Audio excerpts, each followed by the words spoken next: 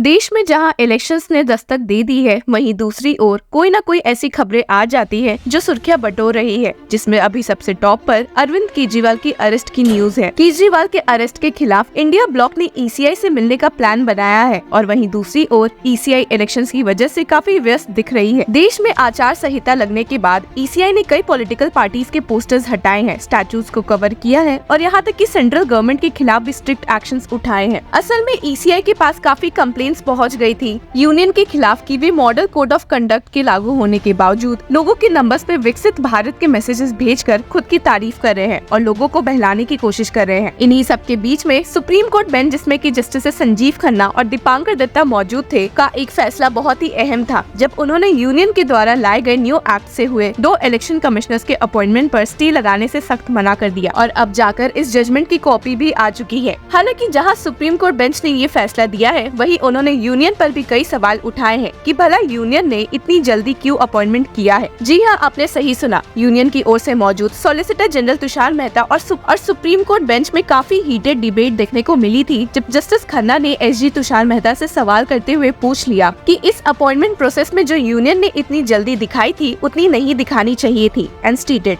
This could have easily been avoided by giving 2-3 days. You should have gone more slowly. हालांकि SG Mehta भी चुप नहीं बैठे और आर्ग्यू करते हुए कहा कि उन्होंने इस मामले में कमेटी को 200 नाम पहले ही दे दिए थे और ये प्रोसेस फरवरी से शुरू हो चुका था, तो ऐसा भी नहीं है कि इस मामले में यूनियन ने कुछ ज्यादा ही जल्दी की है। लेकिन जस्टिस खन्ना ने वापस से यूनियन को घेरते हुए कहा कि इस मामले में सर्च कमेटी पहले तैयार हो सकती थी और ये भी कहा कि इन 200 नाम की जांच करने के लिए समय कम मिला था, and stated For 1 vacancy, there are 5 names. For 2, you sent only 6. Why not 10? This is what appears from the record. They can consider 200 names, but what is the time given? Maybe 2 hours. 200 names to be considered in 2 hours. You could have been more transparent. Justice Datta ने भी यहाँ add करते हुए कहा, We are on procedure. Justice must not be only done; it must be seen to be done. We are dealing with the Representation of People Act, which according to me is the highest after the Constitution. दोनों ने वापस से solicitor general Mehta को बोला कि जब ये मामला सुप्रीम कोर्ट आ भी चुका था, तो यूनियन इस मामले को 1 से 2 दिन से डिले कर सकती थी, पर उन्होंने ऐसा कुछ नहीं किया। इस पॉइंट धीर रंजन चौधरी ने भी उठाया था और यूनियन गवर्नमेंट को खूब फटकारा था कि उन्होंने इलेक्शन कमिश्नर्स को अपॉइंट करने में खुद की मनमानी की है और उन्हें 200 शॉर्ट लिस्टेड नाम देकर व्यस्त कर दिया था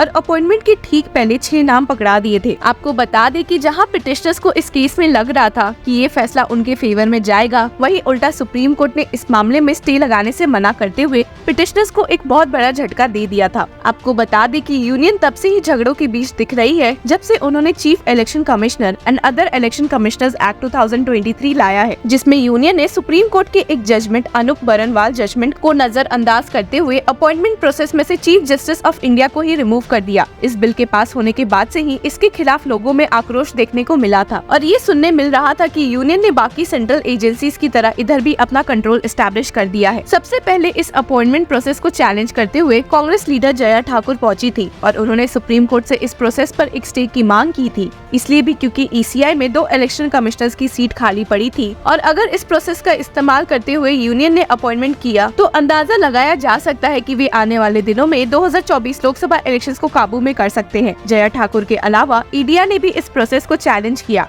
जिन्हें सीनियर एडवोकेट भूषण रिप्रेजेंट कर रहे थे, पर वहीं एक शॉकिंग टर्न ऑफ इवेंट में यूनियन ने इन दोनों खाली पड़ी सीट को फिल करके लोगों को बड़ा झटका दिया था। इसकी वजह से प्रशांत भूषण ने यूनियन को फटकारते हुए एक्स पर पोस्ट भी किया था, government moves with lightning speed to preempt our application in Supreme Court seeking appointment of ECs by Selection Committee of PM, LOP and CGI as ordered by Supreme Court earlier. Government selects 2 bureaucrats by taking out 6 shortlisted names 10 minutes before selection is made by PM and HM. फाशिशन senior advocate Vikas Singh, जो कि जया ठाकुर की ओर से मौजूद थे, supreme court bench को समझाने की कोशिश कर रहे थे कि भला कैसे सुप्रीम कोर्ट के एक जजमेंट होने के बावजूद यूनियन गवर्नमेंट उस जजमेंट को ऐसे पलट के कोई दूसरा लॉ ला सकती है, and stated What was the point of this Constitution Bench judgment then? आपको बता दें कि इस मामले की लास्ट हियरिंग में भी सीनियर एडवोकेट विकास सिंह का यही मानना था कि जब सुप्रीम कोर्ट ने अनूप बरनवाल जजमेंट दिया था, जिसमें ही इलेक्शन कमिश्नर्स अपॉइंटिंग कमेटी में सीजीआई का नाम शामिल था, तो भला यूनियन ऐसे कैसे सुप्रीम कोर्ट के फैसले को ओवरटर्न कर सकती है। He stated, When a judgment has been passed by this court, it cannot be overturned. जिन्हें नहीं पता उन्हें बता दें कि अनूप बरनवाल जजमेंट में it was directed that appointments to the post of chief election commissioner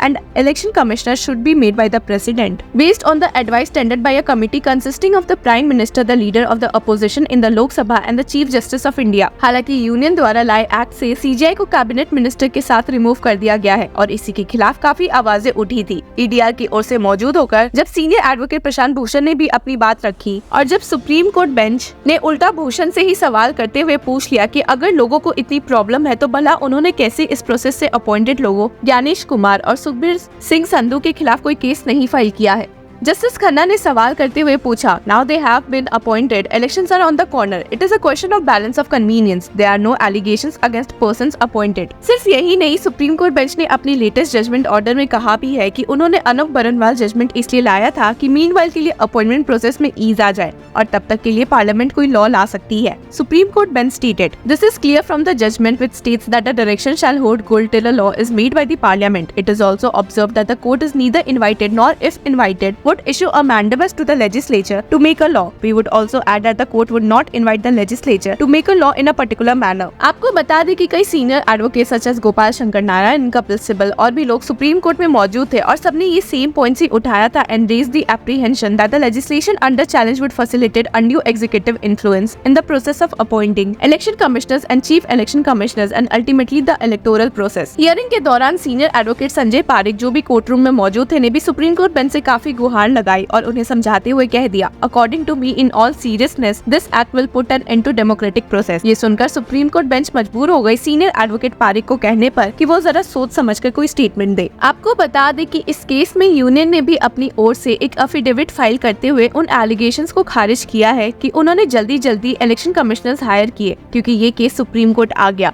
union ने कहा क्योंकि 2024 लोकसभा इलेक्शंस आने थे इसलिए उन्होंने ये अपॉइंटमेंट किया है and stated, keeping in mind the ensuing national general election of such wide magnitude, geographical width and amplitude and simultaneous elections of 4 states, it would have been humanly not possible for one chief election commissioner to discharge his functions alone. Therefore, 2 election commissioners were appointed on March 14 who have assumed significant functional, administrative and policy responsibilities in the commission. The schedule for the national general elections was also pronounced on March 16 and the process has started. सिर्फ यही नहीं, union ने उल्टा attack करते हुए कह भी दिया कि बस एक जुडिशियल मेंबर है तो इसका मतलब ये नहीं कि कोई भी ऑर्गेनाइजेशन अच्छे से काम करेगी। And stated, the independence of the election commission or any other organization or authority does not arise from and is not attributable to the presence of a judicial member in the selection committee. सिर्फ यही नहीं, इस supreme court judgement के बाद भी union की मुश्किलें नहीं खत्म हो रही है क्योंकि इलेक्टोरल बॉन्ड और केजरीवाल के अरेस्ट की वजह से उन्हें अभी भी बैकलैश मिल रहा है। तो देखते हैं कि आने वाले दिनों में और क्या बदलाव देखने को मिल सकते हैं। Till then keep following law चक्रा।